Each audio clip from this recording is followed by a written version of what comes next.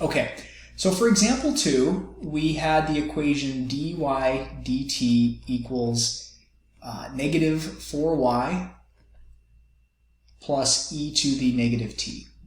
That was the equation that we wanted to solve. Now the process in doing this is to first of all find y sub h. Okay, so that we can derive by doing the homogeneous reduction. And the homogeneous reduction of this equation is going to be dy dt equals negative 4y.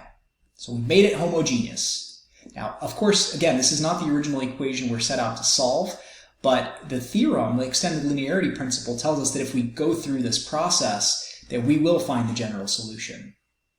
So by separation of variables, if I divide, if I see the two factors here are negative 4 and y, so I'll divide the y over and leave this as negative 4. I'll integrate both sides with respect to t. And so that leaves me with the natural log of y equals negative 4t plus c. And now if I exponentiate, I'll get y equals e to the negative 4t plus c, which we could use the properties of exponents to break up like that. So that right there is what we're calling y sub h.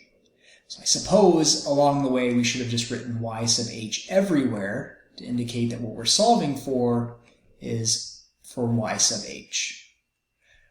But we could do it on the back end here too and just say, define this thing to be called y sub h. So notice that matches what we had as the, confirm that k e to the negative 4t is the homogeneous solution. And notice that any multiple of e to the negative 4t is a solution. So step 2, find any one solution, any non-trivial y sub p of t. And this is where things can get a little bit interesting. So in order to do that, I have to consider the whole equation. And what I'm going to do is I'm going to write the equation like this. I've just moved the 4y to the left and left the non-homogeneous piece by itself on the right. The reason I write it like this is because this will help me take a good guess at what y sub p should be. It basically says, if I read this as an English sentence, that the derivative of the function plus 4 times the original function has to equal 3 times an exponential. Well, the only function that when I add these two things together that will end up being exponential, and the only function, in fact, when you take its derivative that will be exponential, will be some function of the form. Our guess will be that y sub p has to be some multiple of e to the negative t. Alright, so the reason I'm saying some multiple is that it may not just be e to the negative t, but it's going to be some function of e to the negative t. And if I use this as my guess, then that implies that the derivative of that guess will be negative a e to the negative t.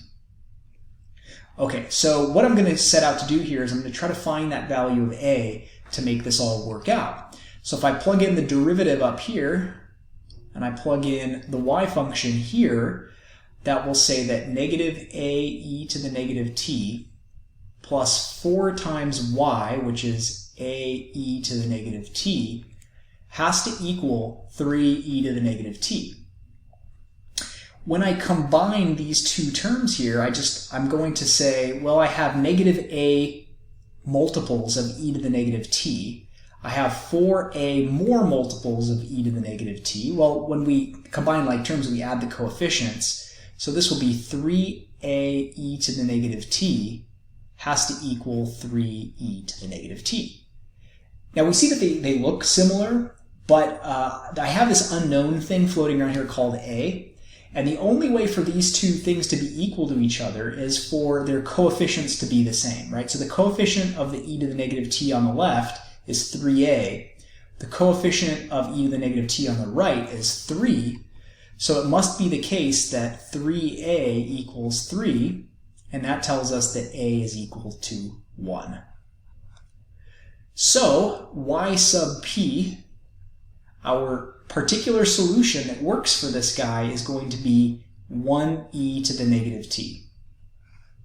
And notice that that is exactly the same thing that we had been given up here, is that the particular solution is e to the negative t. Now the reason we call this a particular solution is that it has no arbitrary constant, that the only value of the arbitrary constant that will make this work out is if a is equal to positive 1. So that's why we call it a particular solution, because that arbitrary constant has to be 1 for this to work out. Now you can see why my guess here was of the form e to the negative t. If I had picked something like e to the negative 2t, then I would have had an e to the negative 2t on the left, and I would have had an e to the negative 1t on the right, and those two functions will only sometimes be equal to each other when they intersect. Now my general solution, the last step of this, is to say that y is going to equal the homogeneous solution plus the particular solution. The homogeneous solution was k e to the negative 4t, and the particular solution is e to the negative t, and I'm done. What we did here to solve for that non-homogeneous solution, y sub p, we use what's called the method of undetermined coefficients. That is, we knew that our particular solution had to involve the function e to the negative t, so that we ended up with e to the negative t's on both sides. I just didn't know what that coefficient was. That was undetermined, so this method is called the method of undetermined coefficients.